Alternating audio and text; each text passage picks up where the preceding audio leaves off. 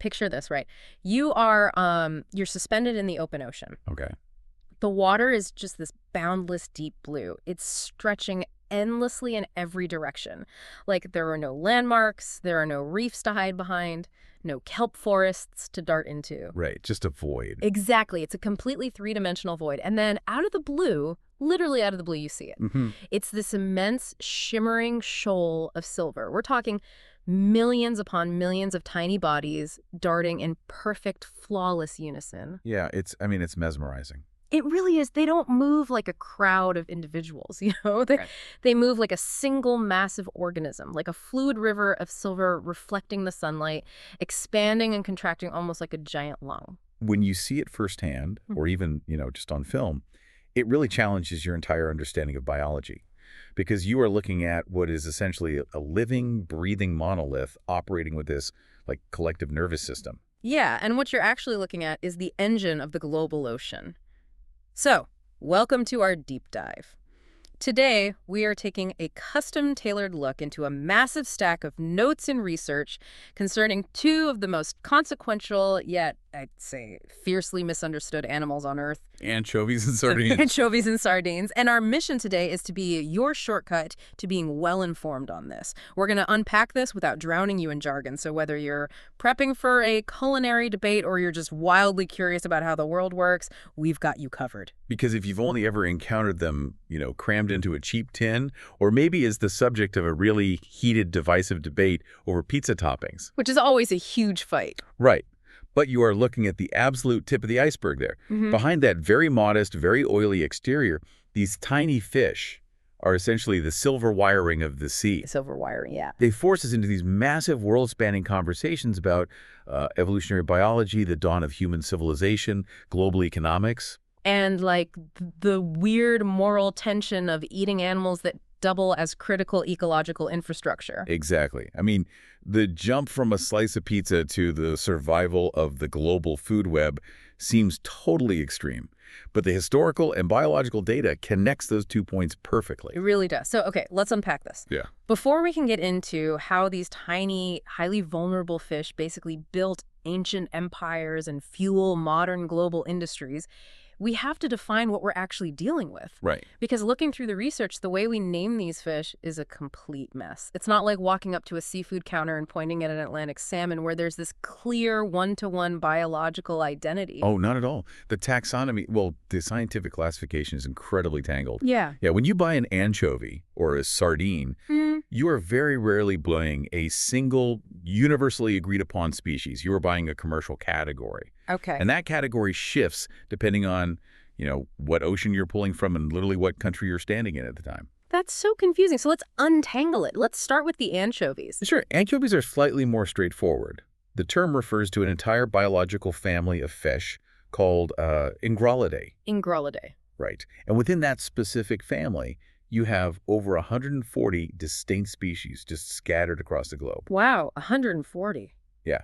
But when you're looking at culinary history or major market dynamics, you are almost always talking about the European anchovy, which is Ingralis and crucicolus. Ingralis and crucicolus. Okay, and physically, what separates them from the rest of the pack? Like, if I'm looking at one, how do I know? Well, they're built for a very specific type of hydrodynamics. They are incredibly slim, almost torpedo-like, but very delicate. They have this distinctively large mouth, and their snout actually extends past their lower jaw, which is a key identifying feature for biologists. Okay, the overbite. Exactly. But what they are truly known for globally is their flesh. It's soft, it's easily broken down, and when it's cured, it develops this famously intense, salty, umami profile. Right, the classic pizza anchovy. So the anchovy is a sprawling family, but mostly we eat the European cousin. What about the sardine, then? Because I feel like the word sardine is just slapped onto almost any small fish shoved into a tin. That is exactly what happens. Yeah, sardine is even trickier because it's not a strict scientific family at all. It's largely a culinary and market term. Really? Just a marketing term? Basically. Right. The name historically comes from the Mediterranean island of Sardinia, where they were once caught in these just massive, massive numbers. But biologically, sardine refers to a whole grab bag of different fishes within the Elocidae family, or the traditional Clupeidae group. So it's basically a catch-all phrase. Essentially, yeah. The classic example, the one that really set the standard for the whole industry, is the European pilchard, or Sardina pilchardus. And how do they look compared to the anchovy? If you look at them side by side with an anchovy, the differences are pretty obvious. Sardines are generally larger, they have a rounder, meatier body shape, and their flesh is significantly oilier. I want to stop you right there, actually, because every single time I order a Caesar salad at a restaurant, someone at the table insists that anchovies are just baby sardines. Oh, I hear that constantly. Or worse, given how aggressively salty and textured they are when they come out of a jar, someone always wonders if they're even true fish at all. Like, are they some kind of weird crustacean? Yeah, we can completely put those myths to rest right now. First off, they're absolutely true bony, ray-finned fishes. Okay, good to know. They have spines, gills, scales, a central nervous system. They are not shellfish. They're not crustaceans. And second, anchovies are definitely not baby sardines. As we just outlined, they belong to entirely different families. So they're cousins, not twins. Very distant cousins. Yeah. But what links them together is their deep evolutionary history. Both anchovies and sardines belong to an ancient order of ray-finned fishes called Clupeiforms. Clupeiforms. Right. And when the biologists say ancient, they mean deep, deep time. The broader lineage for this group dates back to the late Triassic or early Jurassic periods. Wait, hold on. So the ancestors of the fish sitting in a tin on my pantry shelf right now were navigating the oceans while the very first dinosaurs were just starting to figure things out on land. Precisely, yeah. They are highly refined survivors of open water life. Over hundreds of millions of years, they have perfected a very specific, very high-stakes ecological niche. Wow. The most important thing to understand about both anchovies and sardines isn't just their family tree, though. It's their job title. They are what marine biologists call forage fish. Forage fish, meaning their primary biological purpose is just to be foraged, to be eaten. It is a brutal existence, but yes, exactly. They are pelagic species. And pelagic means? It means they live in the open water column. They don't live down on the seafloor hiding in rocks, and they don't live in the shallow coastal estuaries. They spend their entire lives out in the open ocean, constantly swimming, constantly filtering microscopic plankton out of the water. Just totally exposed. Completely exposed. And because they are out in the open, turning that microscopic plankton into dense calories, they are preyed upon by almost every larger predator on the planet. Everything eats them. Tuna, seabirds, dolphins, whales, seals, sharks, salmon. If it is a predator in the marine environment, its survival likely hinges on forage fish. You know, looking at how the sources describe their role in the food web, my mind went to a very specific set of analogies. To understand how crucial they are, you essentially have to view these fish as the ocean's rice, its batteries, and its currency all operating simultaneously. I love that. That is a highly accurate way to model the marine ecosystem. Let's trace the mechanics of that analogy, actually. Let's start with the battery. Right. So phytoplankton, these microscopic drifting plants in the ocean, they absorb sunlight, right? They photosynthesize. But a massive humpback whale or a torpedo-fast bluefin tuna cannot survive by swimming around with its mouth open trying to swallow microscopic plants. The energy is just too diffuse. Exactly. It wouldn't work. So the anchovy swims through the water, filtering millions of these tiny plants, and it stores that solar energy in its own body as dense, highly combustible fish oil and protein. It literally charges itself up like a battery. And then comes the currency aspect of your analogy. Because in the economy of the ocean, energy is the only currency that actually matters. Right. The anchovy has done the incredibly tedious work of gathering all those microscopic pennies of solar energy and turning them into a high-denomination bill. So when the tuna eats the anchovy, a massive transfer of biological wealth occurs. And the rice analogy is just about the sheer volume, I assume. They are the staple crop. Without a foundation of rice, the human population couldn't be sustained, and without the foundational layer of forage fish, the giants of the sea would just starve. Absolutely. But that brings us to a really dark biological reality, I think. If you are the ocean's favorite, most calorie-dense snack, and you live in an environment with absolutely nowhere to hide, how do you survive? It's the ultimate problem. Right. They don't have armor plating, they don't have venomous spines, and honestly, compared to a tuna, they aren't even that fast. So what do? Well, their survival mechanism is basically a masterclass in evolutionary adaptation. Since the individual fish is completely defenseless, Yeah. evolution solved the problem by eliminating the individual. Okay, wait, what does that mean? Their physical bodies and their nervous systems are built entirely for synchronization. They survive by becoming a superorganism. Ah, the schooling superpower we talked about at the beginning. Exactly. And it starts at the level of their skin. Anchovies and sardines have these brilliant silvery scales. Now, human logic tells us that if you want to hide, you should be dark or, camouflage to match the background. Right, like wearing camo in the woods. Being highly reflective and shiny in the open ocean sounds like a terrible idea. It sounds like you were wearing a beacon. But the ocean isn't a forest. The physics of light underwater are completely different. Yes. In the pelagic zone, light scatters in all directions from the surface. The silvery scales act like precisely angled mirrors. They reflect the ambient, scattered light of the water around them. Oh, wow. So when a predator looks at a single sardine, the fish essentially reflects the ocean back at the predator, making its silhouette just vanish. That's incredible. But the trick is, it only works perfectly if all the mirrors are aligned. If one fish turns sideways while the rest are swimming straight, it flashes a beam of light and gives away the whole school. Which means they have to move together with absolute zero latency precision. But how? Like, if I'm running in a crowd of 1 million people, we are going to trample each other. There's a physical limit to human reaction time. Right, there's a lag. Yeah. So how do millions of fish turn, dive, and accelerate simultaneously without constantly crashing into one another? Do they just have incredible eyesight? Eyesight is way too slow. By the time a visual signal reaches the brain and translates into a muscle movement, the predator is already struck. They rely on a highly specialized anatomical feature called the lateral line. I saw this in the notes, but the mechanics of it are wild. It's not just like a racing stripe on their side. Not at all. The lateral line is a complex system of sensory organs, specifically little receptors called neuromasts, that run lengthwise down the sides of their bodies, from the gills all the way to the tail. Neuromasts. Right, and these neuromasts are housed in tiny gel-filled canals just under the skin, and they have microscopic hairs projecting into the water. So they are basically wearing a suit of microscopic motion sensors. Precisely. Water is incredibly dense, much denser than air. When a fish swims, it pushes a pressure wave of water ahead of it and leaves a wake behind it. Okay. The lateral line detects these incredibly subtle, localized changes in water pressure and displacement. So if the fish right next to an anchovy twitches even a millimeter to the left, the pressure wave hits the neighboring anchovy's lateral line instantly. Oh my gosh, so it bypasses the eyes entirely. They literally feel the movement of the school on their skin before they even consciously process it. It's a localized reflex that triggers a neurological cascade. They sense the exact trajectory, speed, and distance of their neighbors automatically. That's so fast. That is what allows a school of 1 million fish to operate as a single fluid entity. A predator lunges, the closest fish dart away, and that pressure change ripples through the entire school at the speed of touch. That's what creates those mesmerizing, shifting shapes that confuse predators. Their intelligence is entirely collective. Okay, so their bodies and their nervous systems are highly engineered to survive the day-to-day gauntlet of being hunted.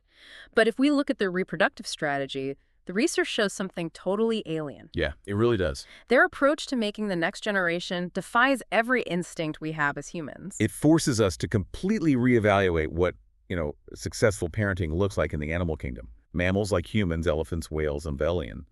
We are what biologists call case-selected species. Case-select. Right. We have very few offspring, and we invest massive amounts of time, energy, and resources into ensuring those few individuals survive to adulthood. We protect them, we teach them. And anchovies and sardines. They are the absolute extreme opposite. They are our selected species. They use a method called broadcast spawning. Walk me through the mechanics of that. Let's look at the European sardine. When it's time to reproduce, what exactly happens? Well, the European sardine will swim into a favorable current, and the females will release eggs directly into the open water column in these massive staggered batches. We're talking about 50,000 to 60,000 eggs per female at a time. 60,000 eggs from one fish. Yes. And the males simultaneously release a cloud of sperm to fertilize them externally. And the anchovy. The European anchovy is just as prolific. The eggs are positively buoyant, meaning they float up toward the warmer, plankton-rich surface layers of the ocean. And the incubation period is astonishingly fast. Depending on the water temperature, an anchovy egg can hatch into a larva in anywhere from 24 to 65 hours. Wow, that's like 2 days. But wait, they release the eggs are fertilized, and then where do the parents go? Do they stick around to guard the eggs? Well, they leave. Yeah, immediately. they just leave. The moment the reproductive act is finished, the school moves on. There is zero parental care, zero protection. They abandon millions of offspring into a chaotic, predator-filled ocean. It sounds so incredibly bleak. Like, their entire evolutionary strategy is to abandon their kids to the mercy of ocean currents and just cross their fingers. It only sounds bleak if you evaluate it through a mammalian, individualistic lens.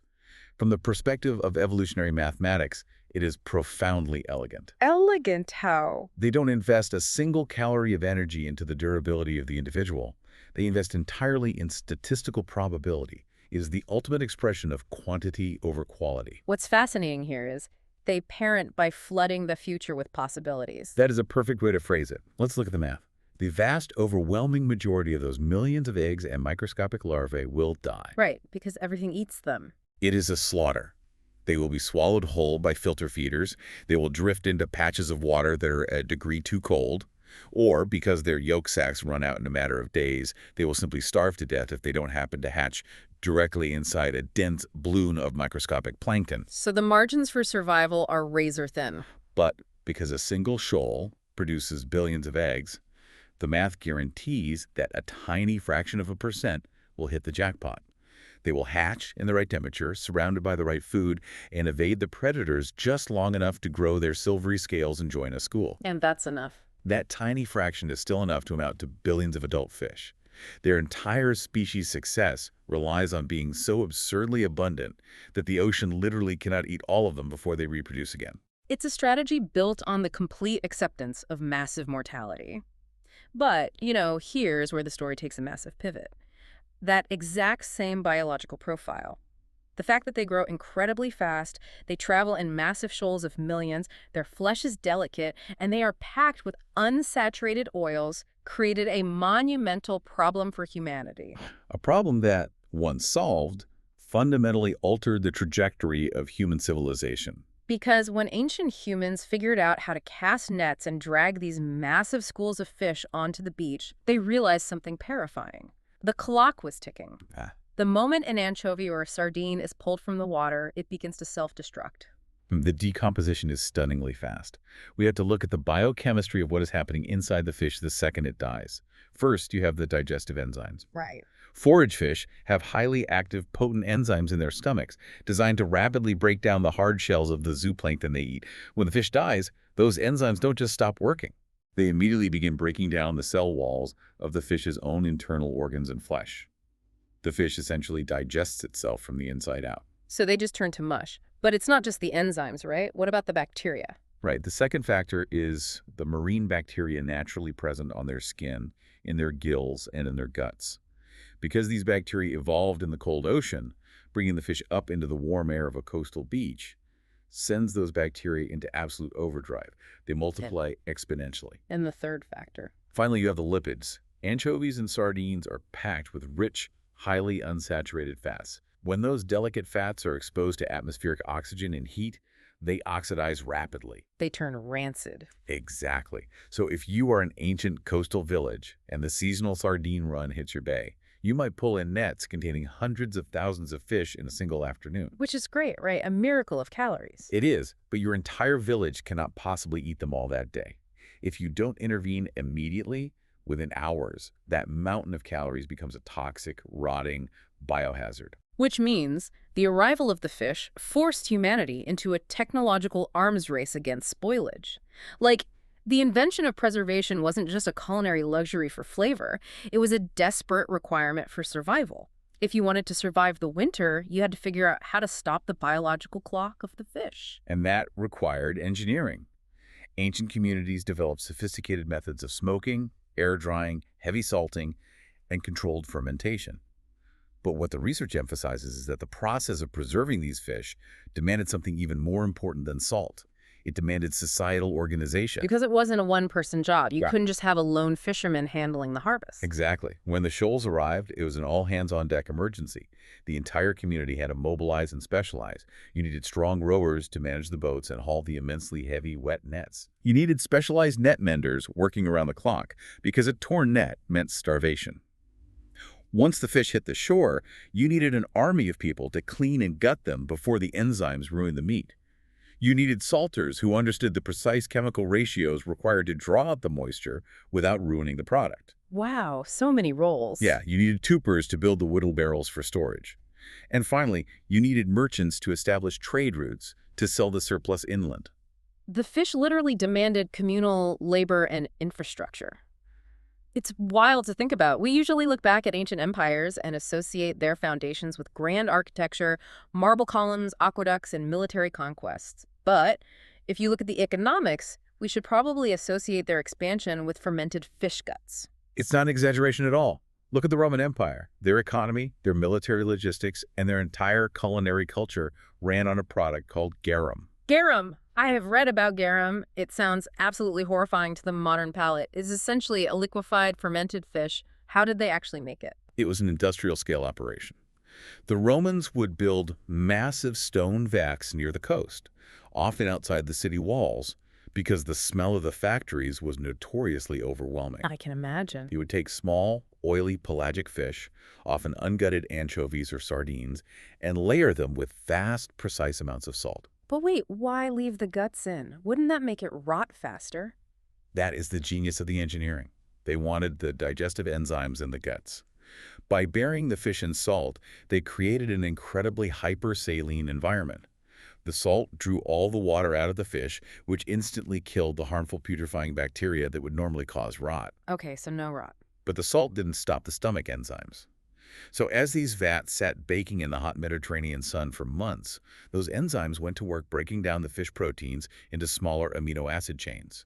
The fish flesh literally dissolved into a clear, amber liquid. So it wasn't rotten, it was chemically digested. Precisely. The resulting liquid was garum. It was profoundly rich, incredibly savory, and highly shelf-stable. And they loved it, right? They put it on literally everything: meat, vegetables, even desserts. They graded it like wine, with the finest vintages selling for astronomical prices. They packed it into terracotta amphorae and shipped it to the furthest edges of the empire, from Britannia all the way to North Africa. The preservation of the anchovy allowed seasonal localized abundance to become a global, shelf-stable currency. It's an incredible story of turning a perishable nightmare into liquid gold. But that technological race against spoilage didn't end with the fall of Rome. If we skip ahead through the centuries, the sources highlight another massive leap in the 19th century that completely revolutionized how the modern world interacts with these fish. The canning revolution. And just like ancient times, this revolution wasn't driven by chefs looking for new flavors. It was driven by the brutal logistics of war. Let me guess, Napoleon. Yep. In the late 1700s, the French government, under the Directory and later Napoleon Bonaparte, was fighting massive campaigns across Europe. Their biggest enemy wasn't just opposing armies, it was scurvy and starvation. Supplying a rapidly moving army with preserved food that didn't rot or taste like leather was impossible. So the military basically crowdsourced a solution. They did. They offered a massive cash prize, 12,000 francs, to anyone who could invent a reliable, cheap method of preserving food indefinitely. A French confectioner and brewer named Nicolas Appert took up the challenge. He spent 14 years experimenting with the chemistry of spoilage, long before Louis Pasteur actually discovered the germ theory of disease. So he didn't even know what bacteria were. Appert didn't know what bacteria were, no, but he figured out how to kill them. How did he do it? Through trial and error, he realized that if you placed food inside a thick glass jar, sealed it airtight with cork and racks, and then submerged the entire jar in boiling water for a specific amount of time, the food inside would not spoil. The heat destroyed the enzymes and the bacterial endospores, and the hermetic seal prevented any new oxygen or microbes from entering. It was the birth of heat sterilization. But glass jars seemed terribly impractical for a marching army. They were. They broke constantly. But Appert's theoretical breakthrough crossed the English Channel, where an inventor named Peter Durand patented the idea of using tin-plated iron cans instead of glass. Ah, the tin can. Tin plate was lighter, it was shatterproof, and it could be manufactured quickly. And it didn't take long for the fishing communities of the Atlantic coast, particularly in France, Spain, and Portugal, to realize that this new canning technology was the ultimate solution for their highly perishable sardines. Which triggered an absolute industrial boom. A total gold rush. Coastal towns transformed into massive industrial processing centers. Women largely made up the workforce in these factories, painstakingly beheading, gutting, and cooking the sardines, then carefully packing them into tins covered in olive oil before they were sealed and boiled. By the early 20th century, specifically around 1912, Portugal had emerged as the undisputed top global exporter of canned fish, shipping tens of millions of sardine tins around the world. The fragile, rotting coastal fish had officially become a portable, indestructible global commodity. Exactly. And here is where the culinary history gets really fascinating. Because these two methods of preservation, the ancient heavy salting and fermenting, and the modern heat-sterilized canning, inadvertently forced our two fish down completely different culinary paths. Even though anchovies and sardines are incredibly similar biologically, they ended up playing two totally distinct roles on the human plate. The sources map this out beautifully. One fish became the invisible ghost of the kitchen, and the other became the highly visible guest of honor. Let's unpack the ghost first. The anchovy.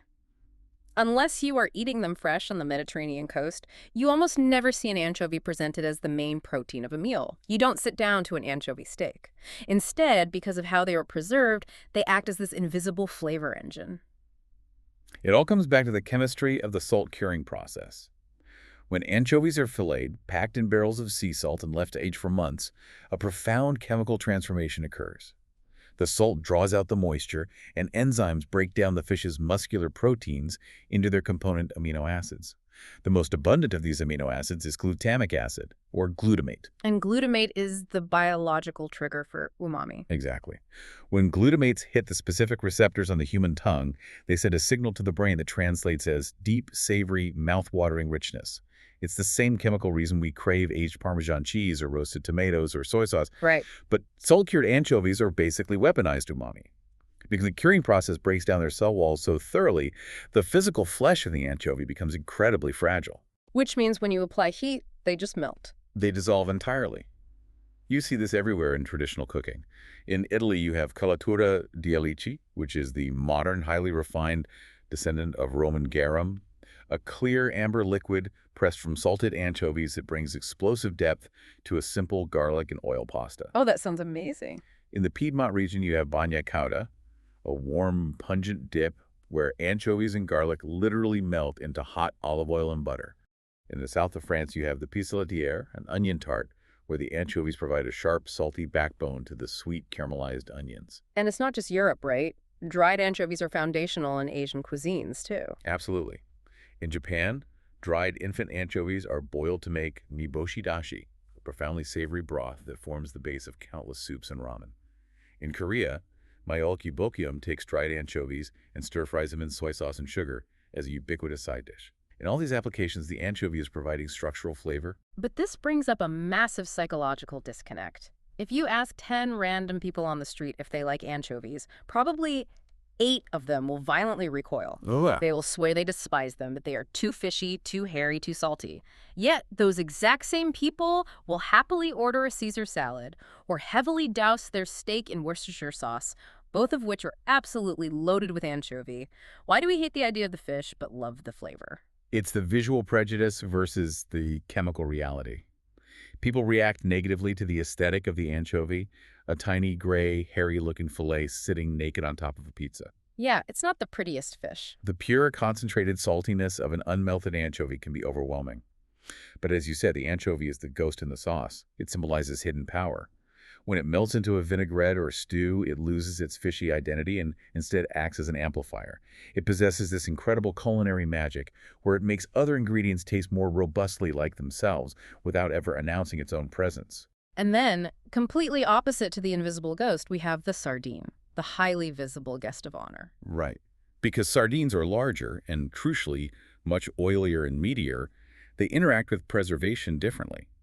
When they are lightly smoked or steamed and packed into a tin with olive oil, their physical structure holds up. They survive the canning process with their physical identity intact. You don't melt a sardine into a sauce, you eat it whole, unapologetically. You see them celebrated in their whole form, especially in places like Portugal. Oh, the Portuguese reverence for the sardine is unmatched. Every June, during the Feast of St. Anthony, the streets of Lisbon fill with the smoke of sardinhas assadas. Millions of fresh whole sardines are charred over open charcoal grills, served simply on a slice of bread that catches the dripping fat. Or look at Sicily, with their famous pasta con le sarde, where large chunks of fresh sardine are tossed with wild fennel, raisins, pine nuts, and saffron. The fish is undeniably the star. But what is so fascinating about the sardine, especially the canned sardine, is its massive cultural rebrand over the last century. The shift in its socioeconomic status is remarkable. For decades, a tin of sardines was viewed purely as survival food. It was cheap pantry protein for the working class, military rations for soldiers in trenches, or emergency bunker food. It was considered the opposite of luxury. And now? Now, the canned sardine has undergone an aesthetic glow-up. We've entered the era of the luxury conservice. If you go to a trendy wine bar in New York or London, you will find menus entirely dedicated to beautifully designed, vintage-looking tins of Spanish or Portuguese sardines. Yeah, I've seen those. They are served alongside artisanal sourdough, cultured butter, and expensive natural wine. A single tin can cost $20. The fish that was once a symbol of wartime austerity is now a highly fashionable, curated lifestyle aesthetic. It transitioned from the bomb shelter to the boutique. It's an incredible story of branding. But beyond the beautiful tins and the umami flavor, we have to look at what these preservation methods, the heavy salting, the oil packing, actually do to our bodies when we consume them. The wellness and fitness communities on social media have essentially crowned these tiny, oily fish as the ultimate superfoods. Does the biological data actually support the hype? The short answer is yes. The data strongly supports their health benefits. They are nutritional powerhouses.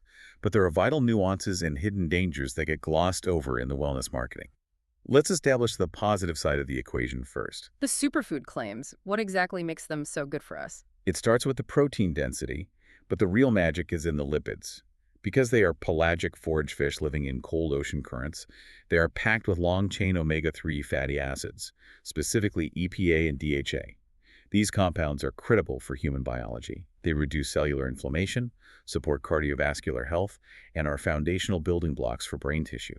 And because they are so low on the food chain, we don't have to worry about the heavy metal toxicity that you get with bigger fish, right? That is a massive advantage. In marine environments, heavy metals like mercury bioaccumulate.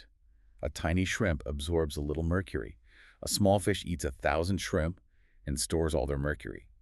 A tuna eats 10,000 small fish, and over its 20-year lifespan, it accumulates a highly toxic load of mercury in its meat. Right. But because anchovies and sardines are the primary consumers of plankton, and because their lifespans are so short, often just a few years, they don't have time to accumulate dangerous toxins. They consistently rank among the safest, lowest mercury seafood choices available. And sardines bring something extra to the table because of how we eat them. Yes, the canning process softens the bones of the sardine to the point where they are completely edible. By eating the entire skeleton of the fish, you are ingesting highly bioavailable calcium and phosphorus. They are also incredibly rich in vitamin B12 and vitamin D, which are notoriously difficult to get from plant-based dietary sources. Okay, so they are nutritional bombs, but you mentioned nuances and dangers. It can't be all sunshine and omega-3s. What are the risks? Let's look at anchovies first. The primary risk with the anchovy is inextricably linked to why we love it, the salt. The traditional curing process that creates the umami flavor requires massive amounts of sodium. If you are eating cured anchovies directly from the jar, you are consuming sky-high levels of salt, which can exacerbate hypertension and cardiovascular issues. They are nutritionally best utilized as a condiment, a flavor booster dispersed through a dish, rather than a primary standalone protein source. That makes intuitive sense. You wouldn't eat a bowl of salt. But reading through the safety data in the sources, there is a much more severe hidden threat, something that sounds like a sci-fi bioweapon. Scombrotoxin. What exactly is histamine poisoning? This is a critical food safety issue, and it connects perfectly back to our discussion on how rapidly these fish spoil.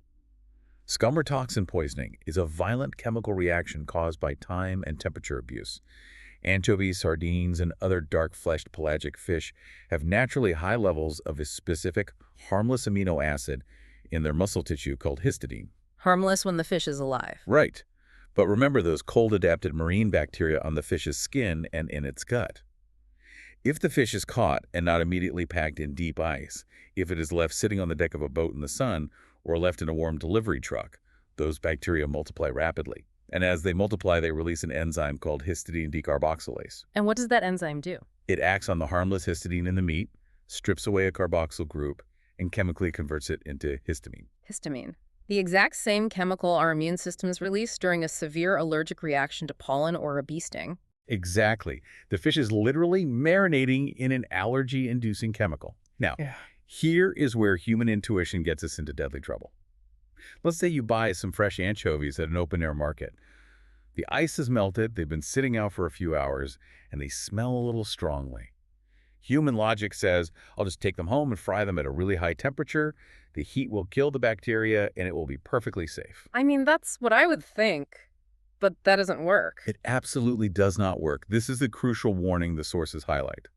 Cooking kills the bacteria, yes, but the histamine that the bacteria already produced is a highly stable, heat-resistant chemical toxin. It is a thermodynamic reality. You cannot wash it away, you cannot freeze it away, and you cannot destroy it with heat. You can burn the fish to an absolute crisp, and the histamine molecule remains completely intact. Wow. So you swallow the cooked fish, and your body absorbs massive amounts of histamine directly into the bloodstream. What happens to you? You experience what looks exactly like a severe allergic reaction, even if you have zero fish allergies.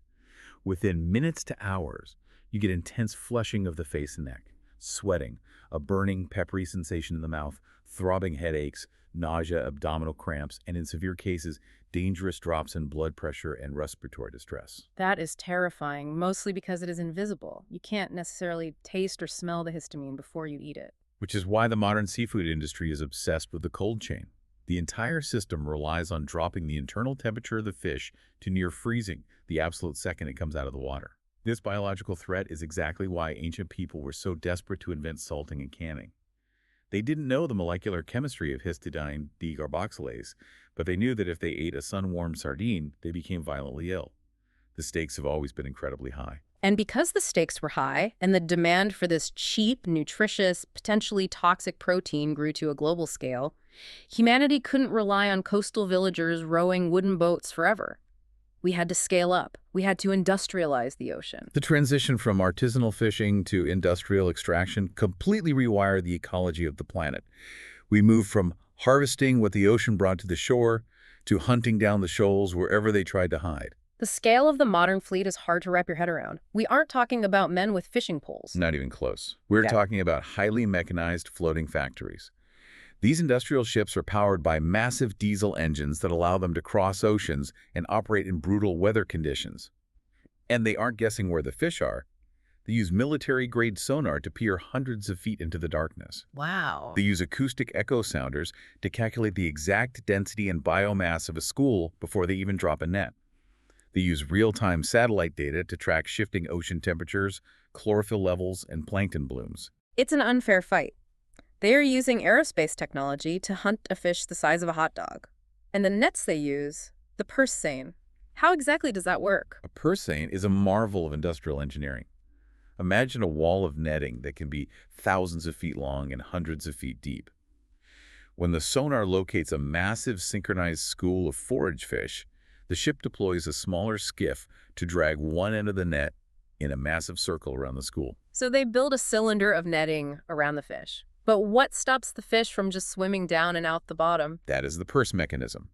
The bottom of the net is threaded with a heavy steel cable fed through metal rings. Once the circle is closed, massive hydraulic winches on the ship pull that steel cable tight. It acts exactly like the drawstring on a pouch or a purse. Oh, I see. The bottom of the net puckers and closes tight, completely trapping the school from below. Then, the entire net is hauled upward, compressing millions of fish into a tight, boiling mass at the surface, before massive vacuum pumps literally suck the fish out of the water and straight into the refrigerated holds of the ship. It is total localized extraction. Millions of fish erased from the ecosystem in an hour. But where do they go? When a ship vacuums up 1,000 tons of sardines, those aren't all going into little olive oil pins for trendy wine bars, are they? Not even a fraction. This is where the global economy of forage fish completely splits into two parallel universes. The first universe is the one we see, direct human consumption. The canned sardines, the cured anchovies, the fresh fish at the market. But the sources reveal a second, much larger, invisible universe, the reduction industry. Yes. For many species of forage fish, the vast majority of the global catch is never eaten directly by a human being. Instead, it is caught, pumped into massive coastal factories, cooked at high temperatures, mechanically pressed to extract the oils, and then dried and ground into a fine brown powder. It is reduced into fish meal and fish oil. And who is buying millions of tons of ground-up fish powder? The global agriculture and aquaculture industries. Fish meal is one of the most incredibly dense, highly digestible protein sources on Earth. It is used to accelerate the growth of industrial livestock, pigs, poultry, and even domestic pet food. Wait, We are grinding up wild ocean fish to feed terrestrial We pigs. are. The sheer scale of it is staggering. The absolute poster child for this industry is the Peruvian anchoveta and Gralis ringens. It thrives in the cold, nutrient-rich Humboldt Current off the coast of South America. The anchoveta drives what is consistently one of the largest single-species fisheries on the entire planet. Really? Just that one species? Yeah. To understand the economics, in 2024 alone, the Peruvian anchoveta fishery generated roughly $3 billion in exports.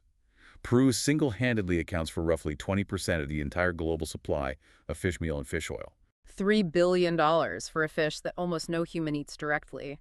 But you mentioned it doesn't just go to pigs, it goes to aquaculture. It feeds other fish. The research notes a massive milestone that occurred recently.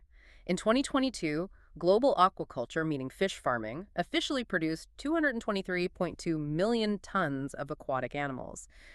That means for the first time in human history, we are farming more seafood than we are catching wild. It is a profound, irreversible shift in the human diet.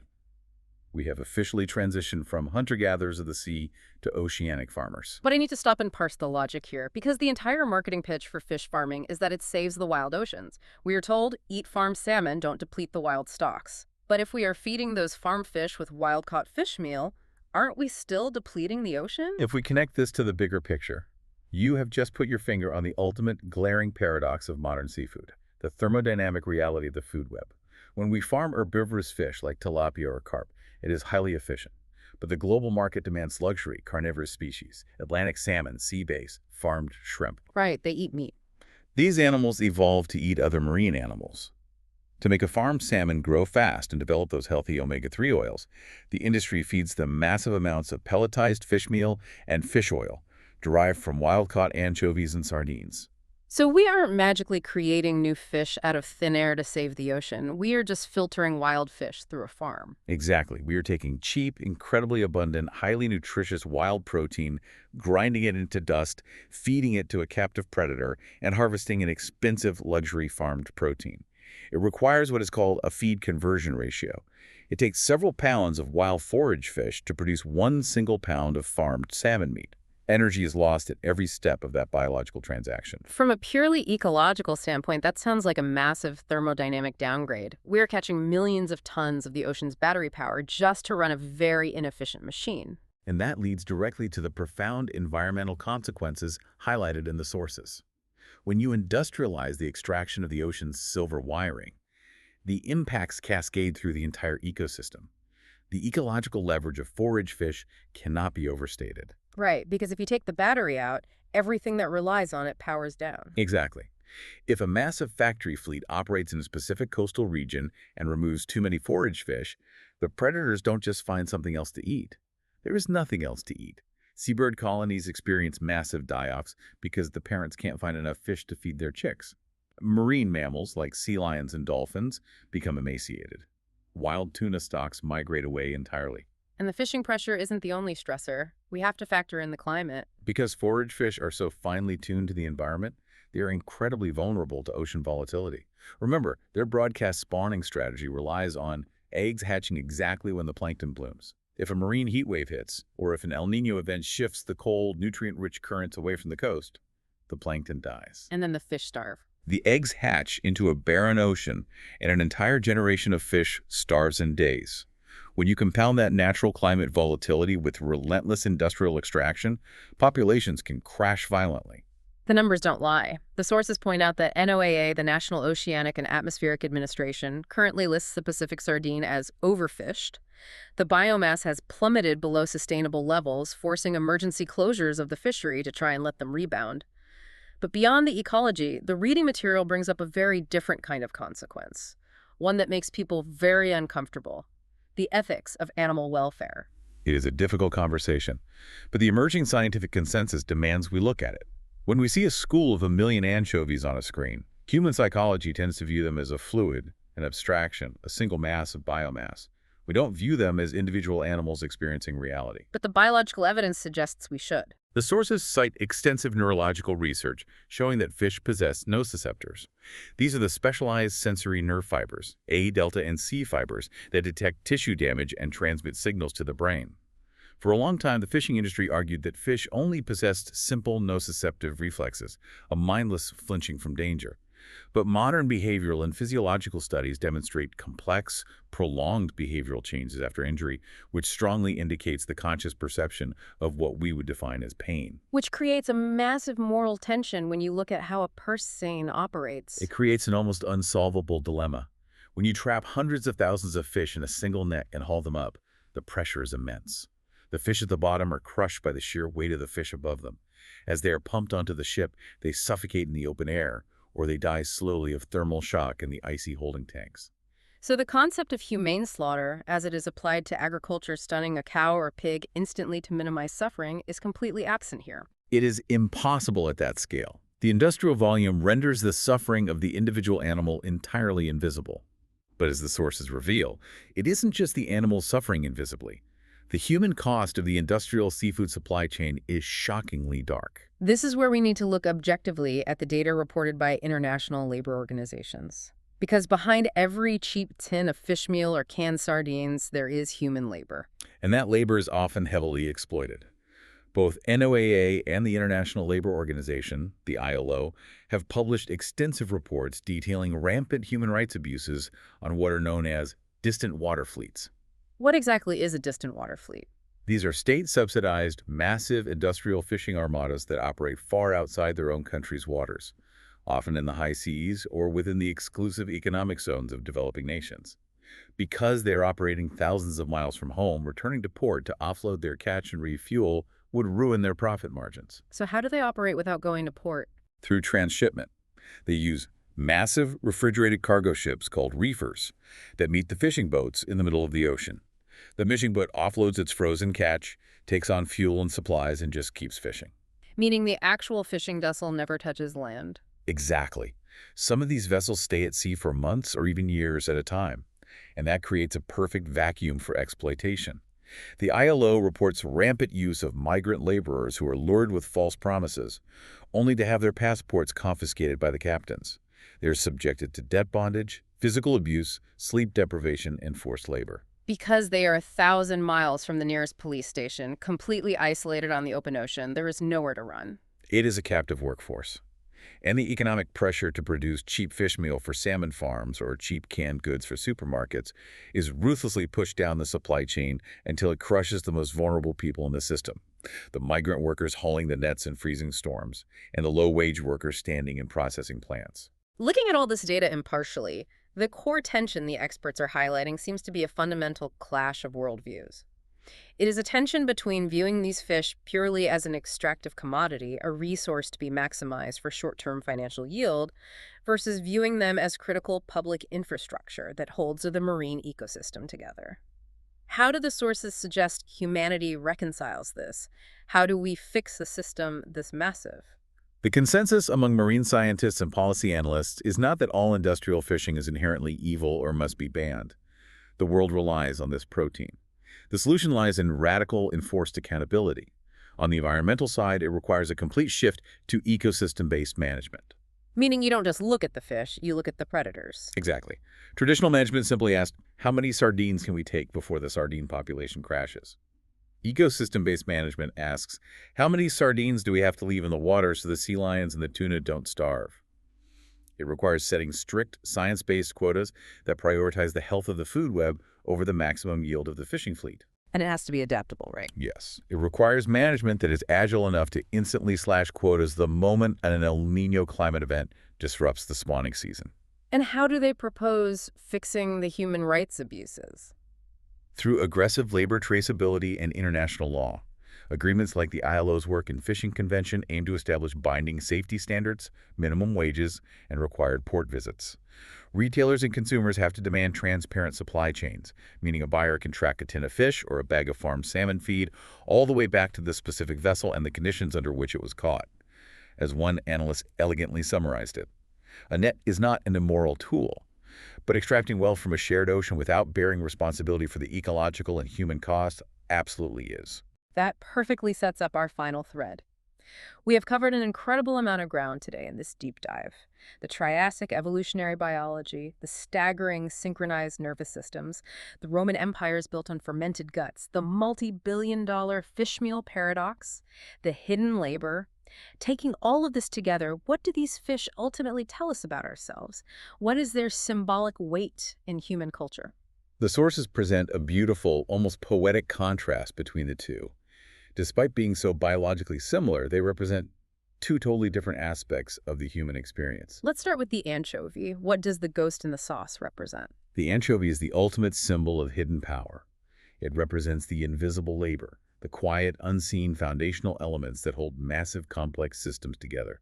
In culinary terms, it evolved from a desperate, heavily salted survival ration meant to stave off winter starvation into an elite, secret weapon utilized by Michelin-starred chefs to elevate a dish. It does the heavy lifting without demanding the spotlight. It is the invisible current of flavor. And the sardine, the fish staring back at us from the tin. The sardine is the symbol of visible resilience. It represents coastal identity, sheer endurance, and deep cultural nostalgia. It is a survivor.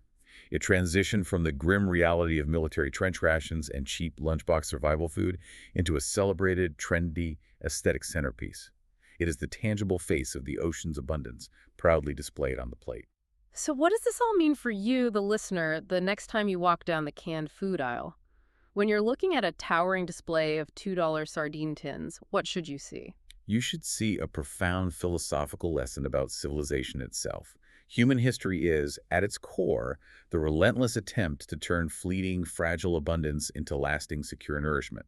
We accomplished it with salt vats in Rome, we accomplished it with tin cans in France, and we are attempting it now with massive fishmeal reduction plants in Peru. But the ultimate lesson is that this abundance is an illusion. It's an illusion of infinity. Exactly. You look at that supermarket shelf and think the ocean is an endless factory. But behind every single cheap tin, there is an incredibly complex, precariously balanced chain. A chain of microscopic plankton, perfectly timed ocean currents, ancient biological programming, desperate predatory hunger, and intense, dangerous human labor. If any single link in that chain breaks, if the water gets a degree too warm, if the nets pull up too much, if the labor system collapses under its own exploitation, the abundance vanishes instantly.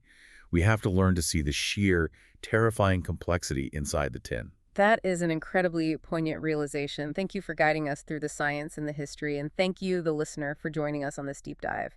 But before we let you go, I want to leave you with one final provocative thought to mull over on your own, something that builds directly on what we just discussed about their biology and a rapidly warming planet. It is the most urgent connection to make regarding the future of these species. We established very clearly that anchovies and sardines act as the biological batteries of the ocean.